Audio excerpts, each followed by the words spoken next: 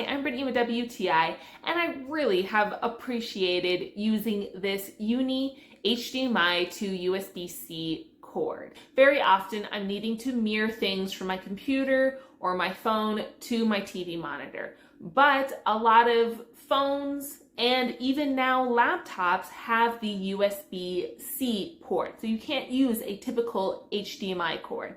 And that's what's so nice about this, because one end has the HDMI part that plugs into the TV, and then the other part is the USB-C that can plug into your computer if that's the kind of port that you have, or to your Android phone.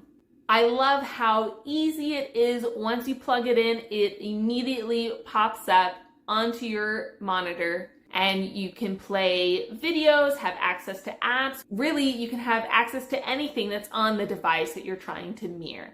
I think this is such a nice high quality cord. As you can see, it is very hard to bend. It has a nice woven fabric that's over the cord, so you can feel a lot more confident that it's not going to lose its power or strength. I also love the strong plastic casings that are over the metal parts that go into the ports. It is just so well made and easy to use, and who doesn't want that? But that's my point of view.